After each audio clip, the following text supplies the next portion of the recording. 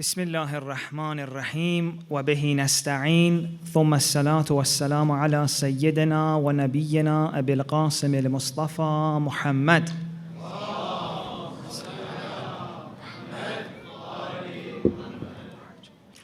وعلى آله الطيبين الطاهرين. Dear sisters and brothers, Assalamu alaikum. We started a habit of every night remembering a group of people. To remember one night we remembered those who were having problems. One night we remember the younger ones. Bless you guys. Today, if you agree, I don't know, was it light 2? I think it was second night. I mentioned the idea that all the energy which is given in us to go to the depth of religion, once we're stuck in the surface, it may lead to certain fixations or religious waswas. I've been receiving a lot of messages about this, that either someone has religious waswas themselves or maybe a family member. So I thought maybe today we can recite a salawat for all of them, and then a couple of minutes I'm going to be talking about it as well. It's going to be so difficult. I've been there. There were times it would take me 2-3 hours to pray or do a ghusl. Sometimes I would start at Maghrib Azan until midnight. I still hadn't managed to pray. So I know how difficult it can be for them and their family. Let us all join and recite salawat for them so they know we care. Allahumma salli ala Muhammad wa ali Muhammad wa ajil farajahum. I also want to mention a few verses and hadiths that could help. One of the problems with religious waswas, if it's, for example, with prayer, masalan, you keep thinking maybe recitation, you've made a mistake. The person keeps repeating it. Or it could be in wuzu. Did the water reach everywhere? Or in najasa tahara, am I pure or not? The problem is that the way we experience this or that person, it appears it's as if it's a religious caution. In our mind, the way it is, it's like, oh, if I don't do this again, if I don't say that, if I don't repeat it, my prayer is not going to be accepted. If my prayer is not going to be accepted, I'm going to be in trouble with God. Right? So it presents itself, this religious waswas and doubt, it's as if it's a religious caution, as if you're being careful, as if you're doing something for God, right? This is how, oh, I need to say it one more time so that God accepts it. But when you look at the ahadith, it's very interesting. The imams are very, very firm that even though it appears like it's a religious caution, it's not. Allah, the imams say this is the whisper of shaitan. And I was talking to one of the people who was going through this. He said, no, how could it be shaitan? It's not like an external voice. Masalan, imagine we think that if it's shaitan, it should sound like this. Javad, do it one more time. But shaitan is smarter than that. Do you think shaitan is dumb? No. So shaitan, although it's a metaphor, Allah, later on, I wish we had time, I would explain what's the machinery in the brain that leads to this. But it's smarter than that. It's not going to come and say, you know what, hello, I'm shaitan, please repeat your prayer. No. It pretends like it's you. So the thought starts with I. It's a first person pronoun. It's, oh, I have to do this again. But we have many, many hadith that the Imam says this is the whisper of the shaitan, and if you do it, you're not being religiously cautious, you are obeying shaitan. Literally, I even have the word from you. Imam Sadiq is saying if a person does that, they're obeying shaitan. So don't allow it to trick you that you're being cautious. Another thing which is interesting, we have this verse in the Quran that the Imams would tell people who have this condition to recite, وَإِمَّا يَنْزَغَنَّكَ مِنَ الشَّيْطَانِ فَاسْتَعِذْ بِاللَّهِ. They would say, remember this is from shaitan and seek refuge in God, ask for help from God. Another verse the Imams would tell people, a person goes to the Imam and says, I fell down, my finger or nail broke, so I put some bandage or like something over it, and now for wuzu, what should I do? Should I take it out, put the water? Imam just mentions one verse in the Quran which is so beautiful. مَا يُرِيدُ اللَّهُ لِيَجْعَلَ عَلَيْكُم مِّنْ حَرَجٍ. God didn't want to put any difficulty for you. وَلَكِنْ يُرِيدُ لِيُطَهِّرَكُم. God didn't tell you to have wuzu so that it creates difficulty for you. As soon as it becomes difficult, make sure that's shaitan. Be sure. Wuzu is meant to be easy. We have so many hadith, we don't have time for you. As soon as anything, prayer, wuzu, taharat, looks difficult, it's shaitan. Okay? Now, how can we approach this? See, just because you heard these things, it's not going to stop. Right? So the next time you want to pray or you want to purify yourself, it's going to happen again. All these thoughts would come. Oh, I have to do it again. I have to do it again. Oh, the fatwa of the maraj is that you ignore that. Even if you're sure you have to do it, you ignore that and act as if it's correct. And by doing this, it's not going to go. But every time you do this, every time you go against that thought, they become weaker and weaker and weaker. And in a few weeks or a few months, they'll completely go away. Been there, done that. Right? I've been there. That's why I really get you how difficult it is. But the way to go through it is to ignore them. No matter what they say, you say, no, I am tahir. If it says you have to repeat your prayer, no, I am not going to repeat it. The marja didn't tell you it's better if you not repeat it. It says you have to continue and not repeat it, okay? Otherwise, you're following shaitan. Hope. Please recite the salawat.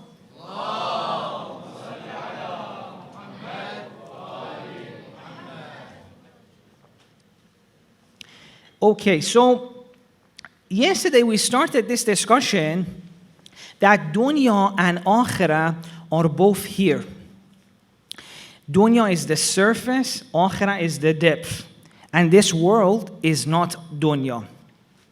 Now a question may be, okay, then what is that dunya which the prophets, the religious scriptures, including Quran, and the Ahl al-Bayt kept condemning it?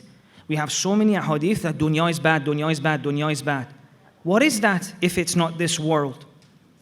Ayatollah Jawadi Amoli in his tafsirs, he has a beautiful point. He says, to help us understand that the dunya that the Ahl al-Bayt, Quran and prophets condemned is not this physical world, asks you a question. He says, what do you think is dunya? This thing that is condemned. Is it the sky? Is it the earth? Its trees? The water? The plants? How could these be condemned?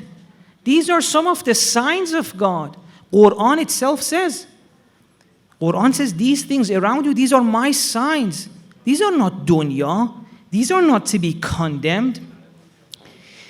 In fact, there's a very beautiful story in Nahj al-Balagha in the Hikmat session at the end, story 131, Hikmah 131. Imam Ali hears that a person is condemning this world. Right? Because a lot of us, unfortunately, we have this misunderstanding that this world is bad. So Imam Ali is listening that someone is condemning the world, and Imam Ali goes and speaks to this person. أيها الظام للدنيا.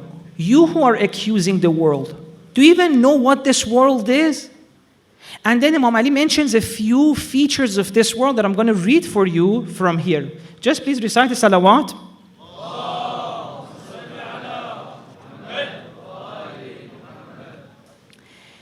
إن الدنيا دار صدق لمن صدقها ودار عافية لمن فهم عنها. Imam says this world is a house of truth for the person who appreciates it. It's a place of safety for the person who knows it. ودار غنى لمن تزود منها. It's a place to collect so many things if you know how to. مسجد أحباء الله. It's a place in which the people who fell in love with God experience awe and wonder of encountering the greatness of God. Musalla wa mahbatu wahyi Allah. It says mahbatu wahyi Allah. This is the place in which God established communication with insan.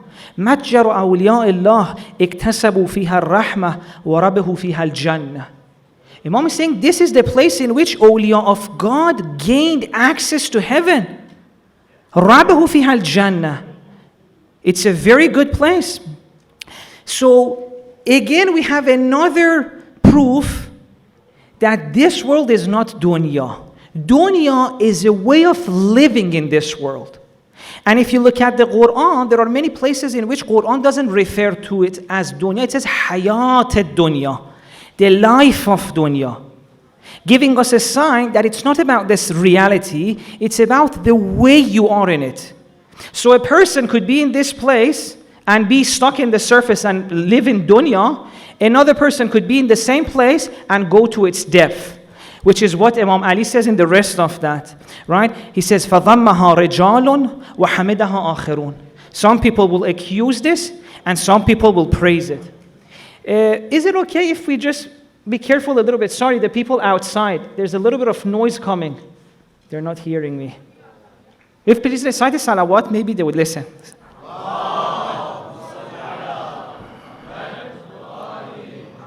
I'm so sorry, I hate to be that guy who tells people to be silent. It's just that I've put so many things here to mention you like in 40 minutes. I just want to make sure I don't get distracted. I'm so sorry. I apologize to everyone. Okay. Now, what are we saying? So we said Imam Ali is saying, and yesterday we mentioned the verse from the Quran, that in Surah Rum, verse number 7, that this world is not dunya. It's a way you live inside it. You could either live in a way, interact with this world in a way, you're in dunya. You could interact in another way, and you're in akhirah. So all of those things that we had, you must have heard this hadith, for example, حُبُّ الدُّنْيَا رَأْسُ كُلِّ خَطِيئَةٍ. That love for the dunya is the head, the root of all those problems. None of that is about this world, this reality. All of that are about a way of being in this world. See, that's the point I'm trying to really bring it home tonight. In fact, Ayatollah Jawad Yamani has a point which is so beautiful. He says, if insan wasn't in this world, without insan, there would be no dunya. Why? Because dunya is not anything outside. Dunya is a way in which you interact with the world. And this is why you can very easily come out of dunya. Let's go to another hikmah by Imam Ali Nahjul Balagha. You must have heard this. Ya dunya, ghurri ghayri. La hajata li feek. طلقتك ثلاثا لا رجعة فيها. Imam says to dunya, don't try deceiving me. There's no gain for me in you. I've left you and there's no return. Ayatollah Jawad Yamani says, pay attention, see, Imam Ali says, I've left dunya. At the surface level, you may feel like I'm not paying attention to this world. But again, as I said, that's wrong. Imam Ali says, see, I'm no longer living in dunya. That's a way of living in that world which I have stopped. And as soon as you stop living in the surface, you're already living in akhirah, which is what Imam Hussein said.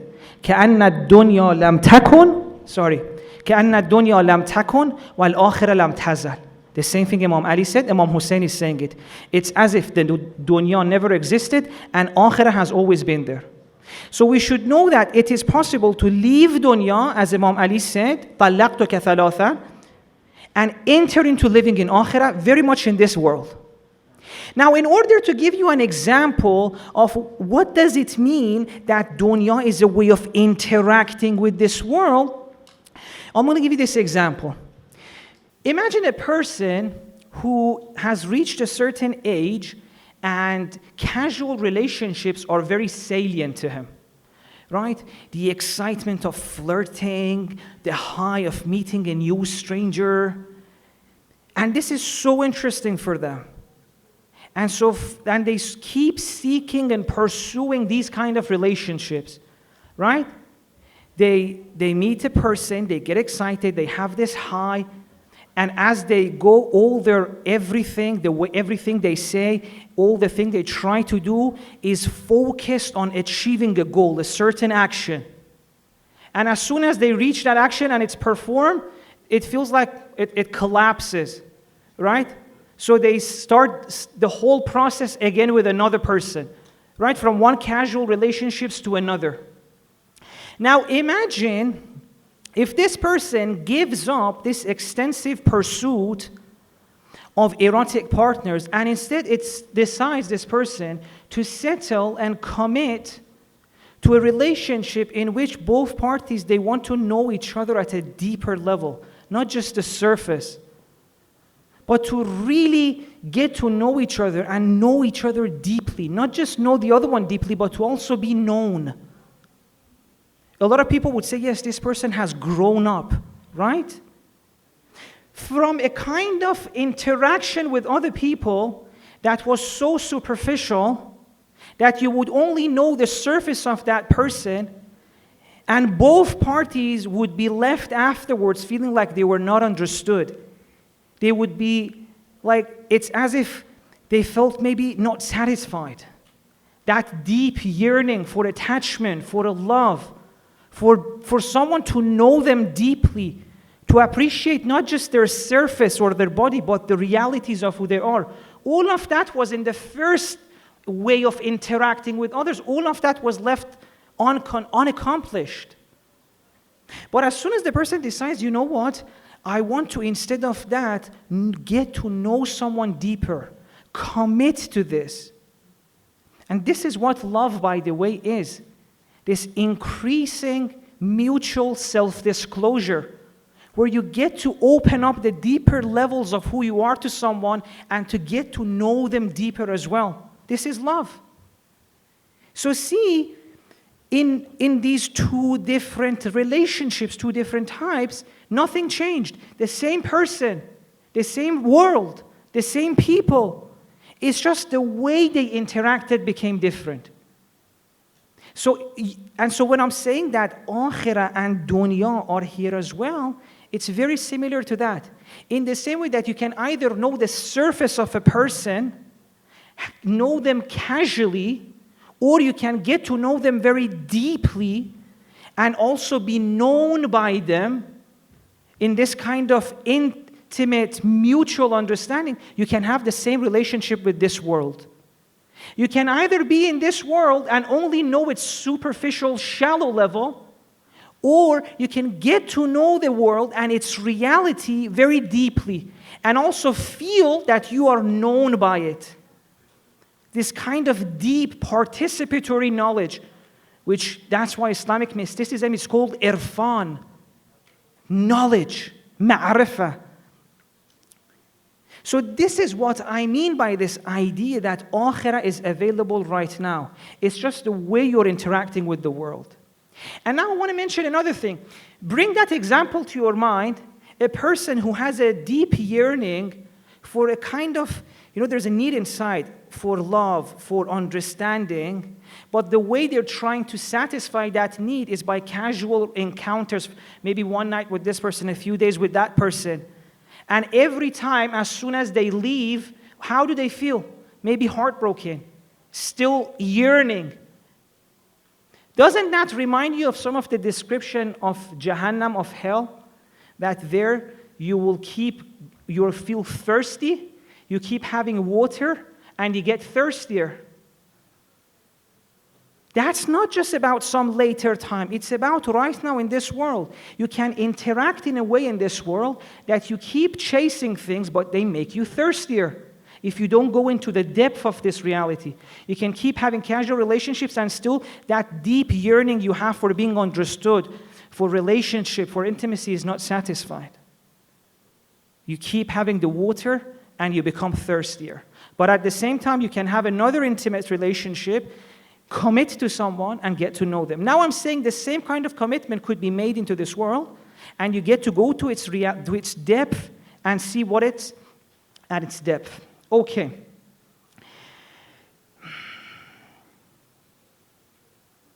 Yes.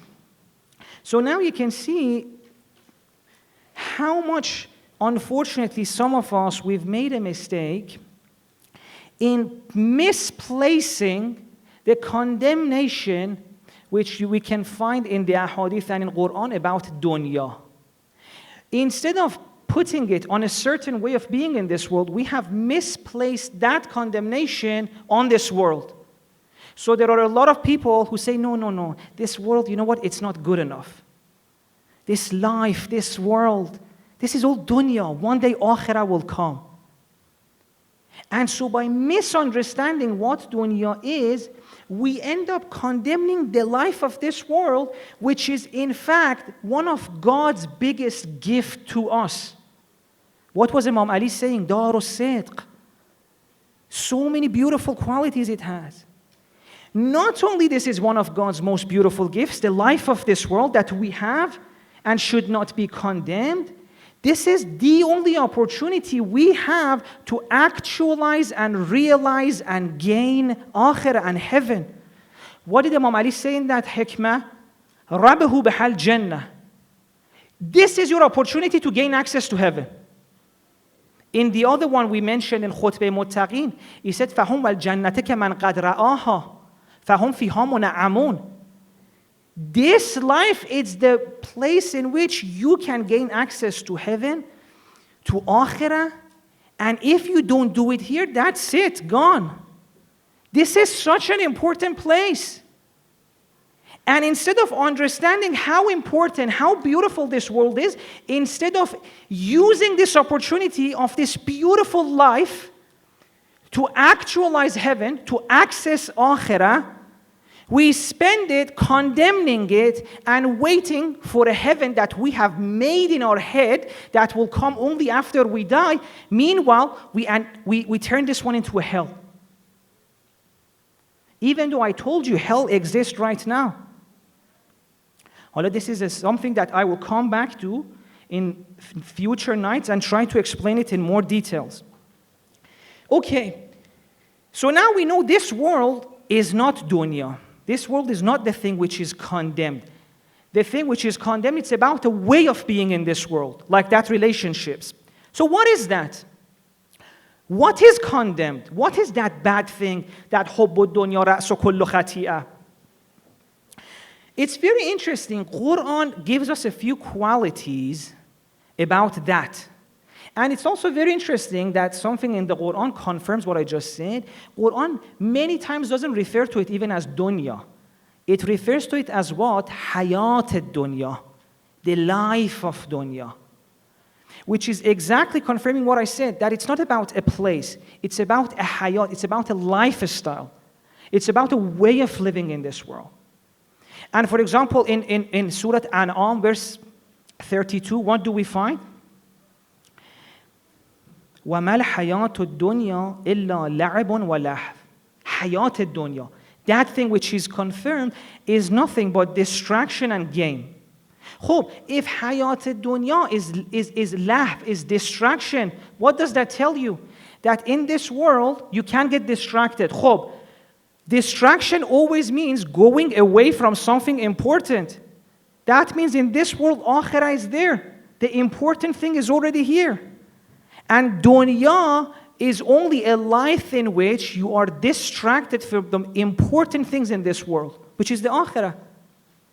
So even when Quran wants to speak about hayat dunya, it's already telling you that akhirah is here. Or hala, for example, and again in Surah Hadid, Quran mentions 5 qualities of what is that way of interacting with the reality that would get you stuck in the surface. Right? مثلا it says, لهو, لعب, zina, tafakhur, takathur. That, I think this is inshallah for another series. What are those ways of interacting with this world, being in this world, that will get you stuck in the surface? We don't have time to go into that. Right? But Quran makes it very clear that it's not about this place. It's about the way you are in it. There are important things here to be achieved. In this very world, you can access heaven. And in this very world, you can be in hell. No wonder it's so hard.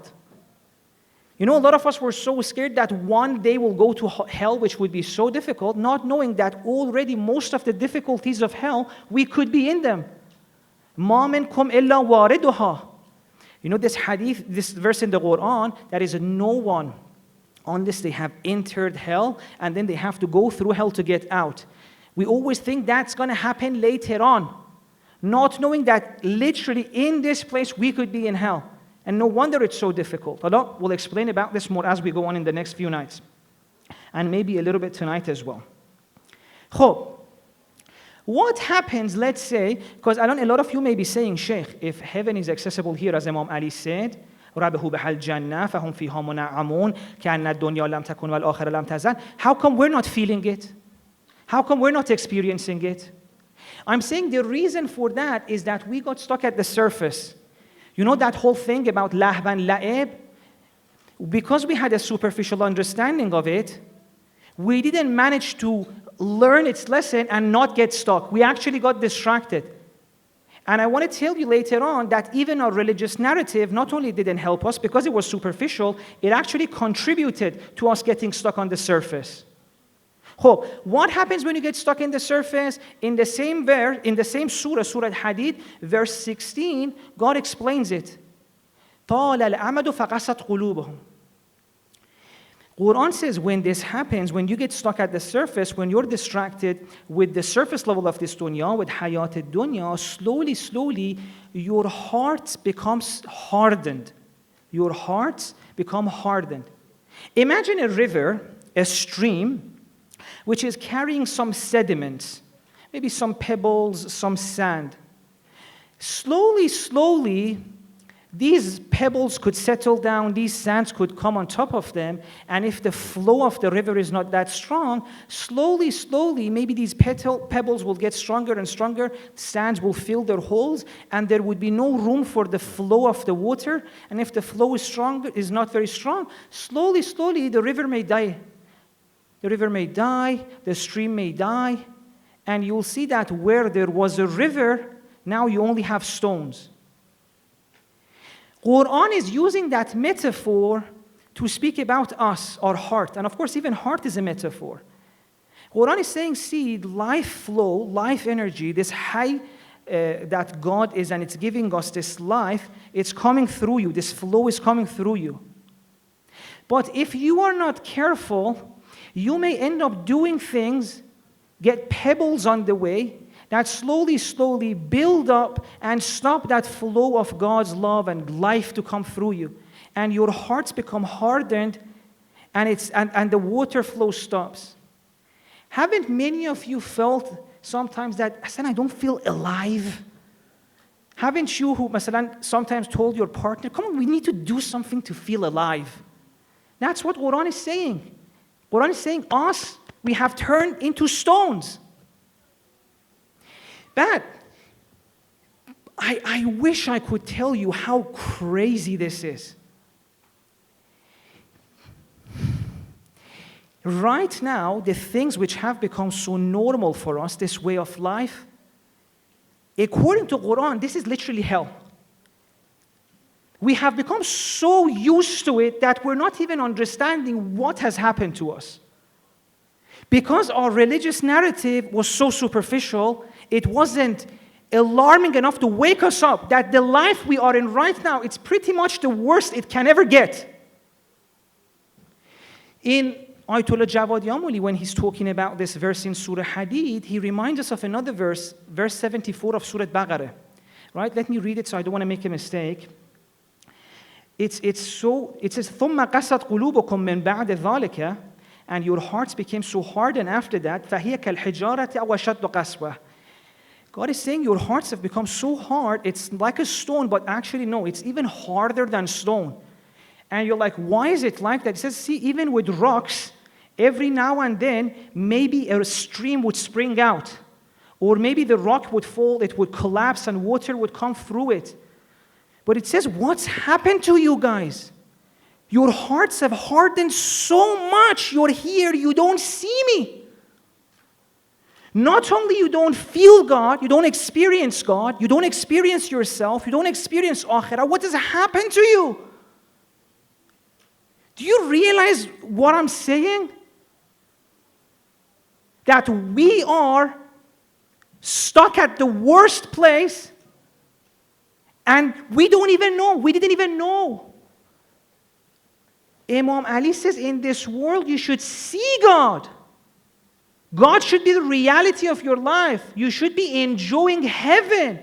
We don't have any of that. And do you think God is attacking us in the Quran, for example, saying, ثُمَّ قَسَتْ قُلُوبُكُمْ فَهِيَ كَالْحِجَارَةِ, your heart? No, why would He want to attack us? God is hurting that we are like this. He said, what are you doing to yourself? Come on, guys, wake up. This world doesn't have to be so difficult. Imam Ali has a hadith. You don't need to suffer in this world. It doesn't need to be like this. It's just that you have stopped the flow of life. Your hearts have become hardened. And now this is also a litmus test to see if our understanding of religion is helping us or not. Maybe Imam Ali told us where religion should get us. Quran told us, see, this is where we need to go. فَهُمْ وَالْجَنَّةِ كَمَنْ قَدْ رَآهَا. In this very world, you have to be in as if you've reached Akhirah, you can enjoy heaven. Or another hadith, they ask Imam Ali, have you seen God? He says, do you think I would worship a God I haven't seen? As you can see God, you can see Akhirah, and you can enjoy heaven. But where are we right now? We don't feel alive, we don't see God, it literally feels like hell. If I mention some of the descriptions of hell, and then talk about our life, you would see it matches completely. Hope religion was there to help us out of this, to get us to where Imam Ali said, is it doing that? If not, then you get why I've been killing myself to tell you that if we get stuck at the surface of religion, it's almost useless. Which is what the Prophet said. The Prophet said they will keep praying, but it will make them farther from God. Or Imam Baqir said there are people who pray for 20 years, 30 years, 40 years, but it has no impact on them. Because the litmus test is there. Did it soften your heart or not? If it didn't, we need to change it. We need to go deeper in it. Please recite the salawat.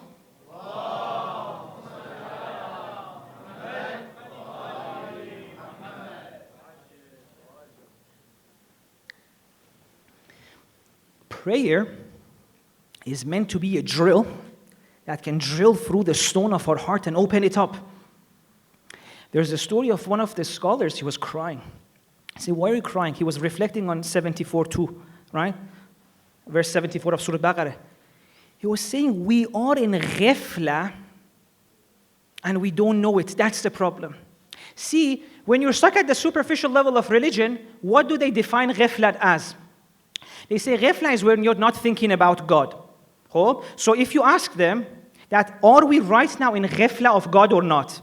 They would say, no, well done, you're speaking about God. That scholar was saying, see what have you done to Quran? You could be speaking about God and still be in ghafla. What is ghafla?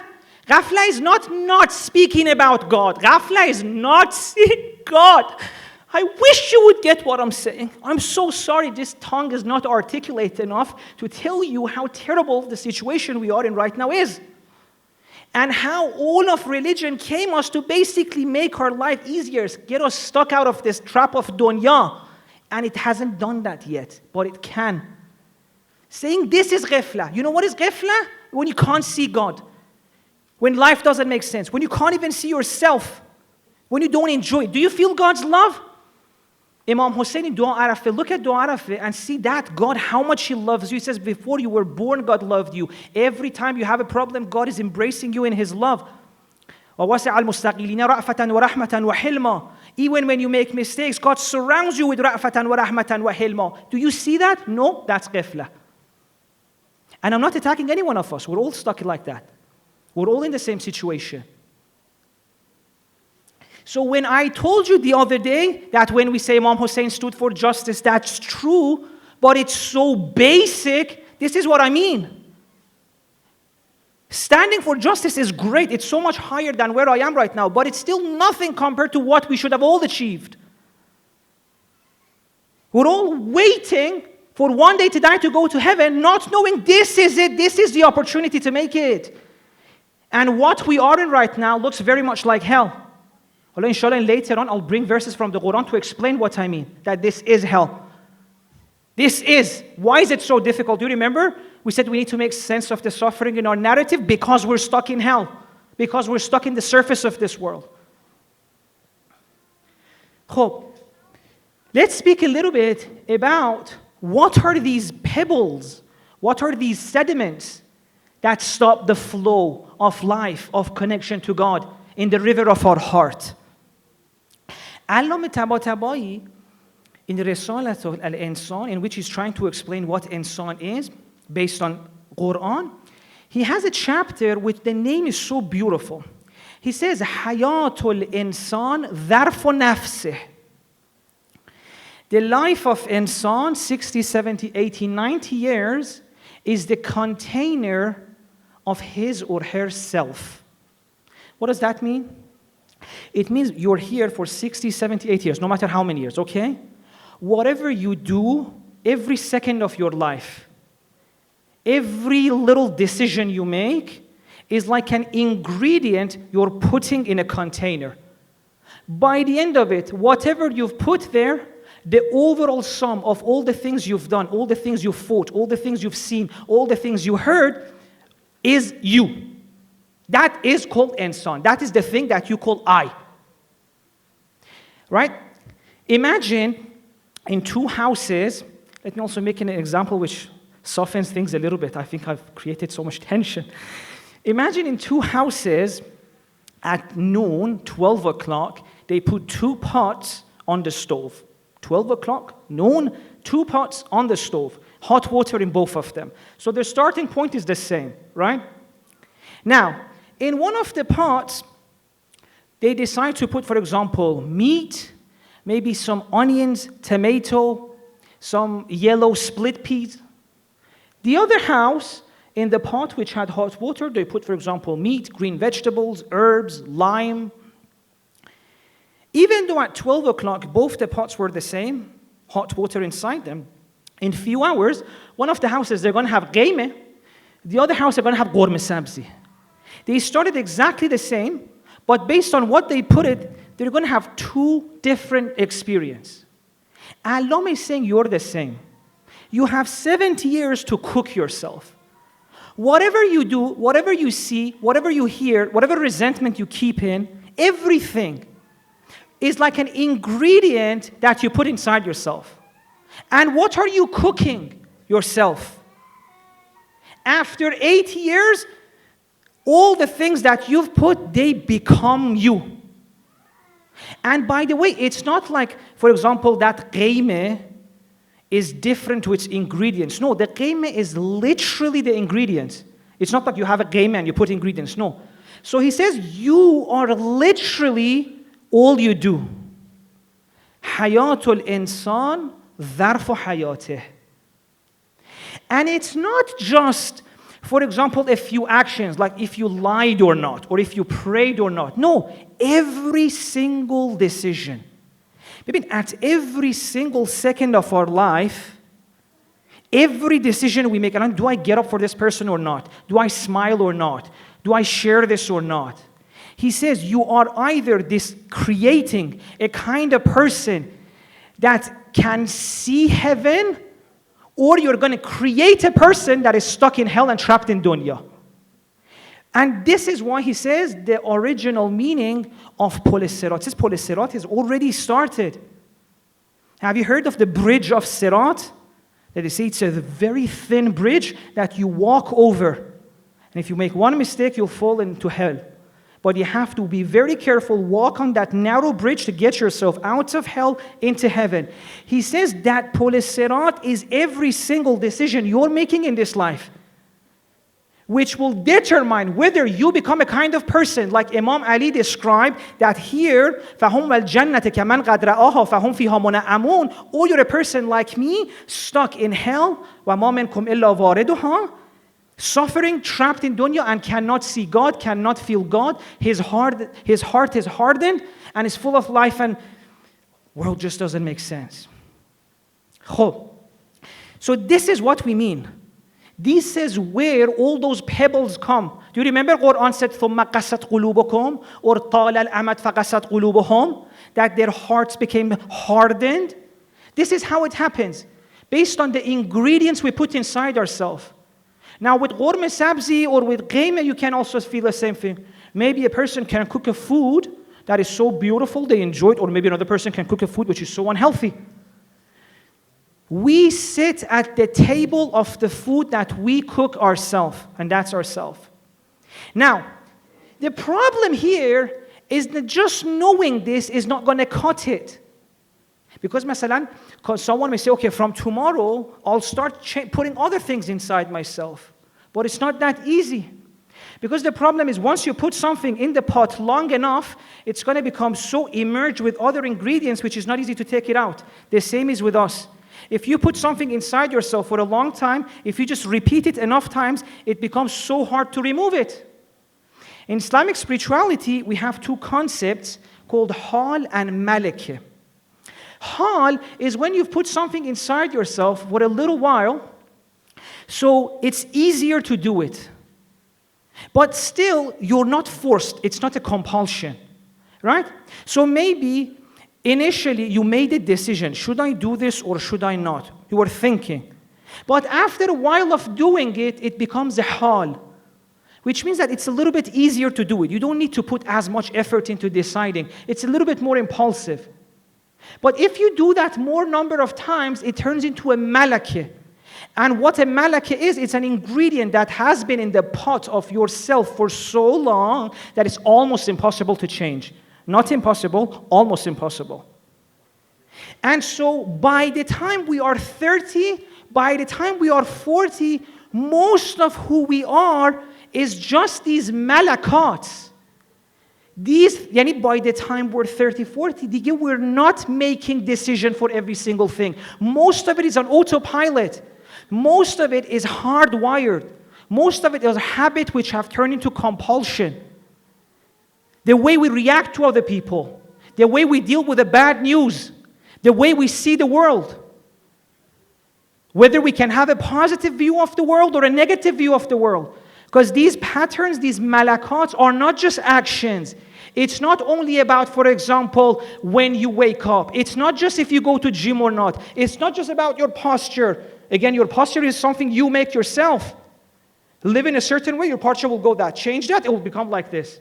But it's not just these actions, it's also your attitudes, the way you see the world, what you see in the world, how much you enjoy it, whether you're pessimistic or optimistic, how difficult it is for you to deal with the sad news. All of these are the things you learned, either when you were younger, but by the time we're 30, 40, most of it have become malakeh, so hard that it's so difficult to change.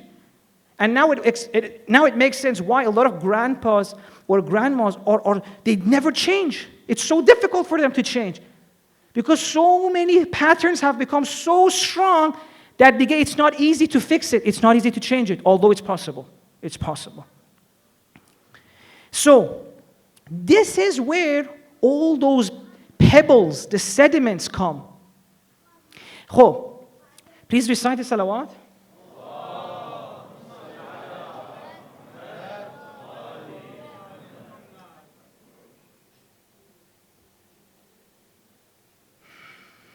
Okay, I'll just mention a few more points and we can continue the rest of it tomorrow.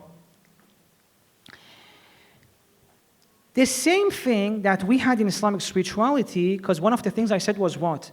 Our religious narrative, if it wants to make sense of our life, has to be congruent with our scientific understanding of the world. Otherwise, we'll be torn apart. The same thing, hal and malakeh, you can find it in science as well. What is one of the things you hear about habits? That habits can basically turn an action, which initially you had to make a decision for, into an impulse. What does that mean? It means that neural pathways will be created in your brain, and every time you do it, they'll become stronger and stronger.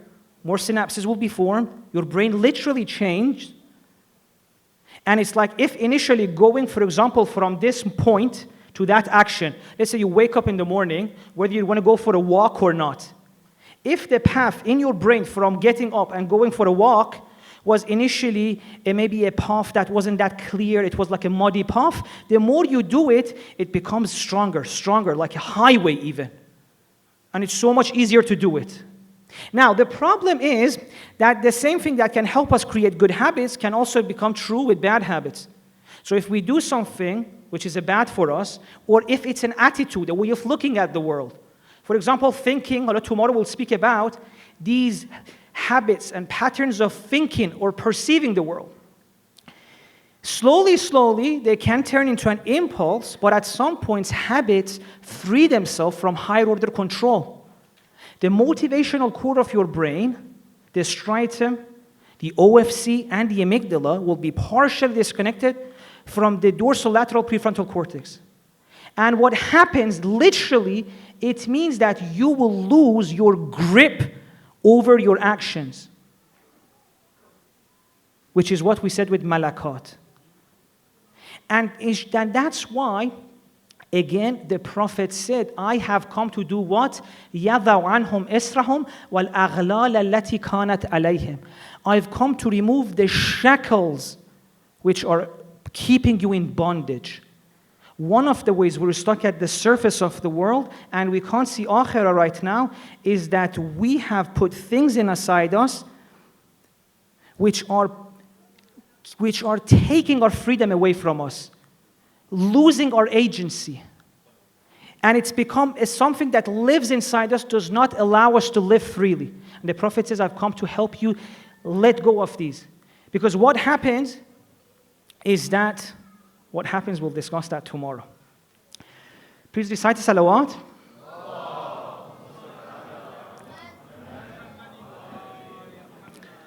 Tonight, inshallah, we're going to be enjoying the Masa'ib by the great Mullah Nuruddin al-Kazemi from one of the most beautiful characters, one of the most beautiful companions of Imam Hussein, Muslim ibn Aqil. I personally really, really love him. And so please prepare your hearts and let us all enjoy the Masa'ib. Please recite salawat.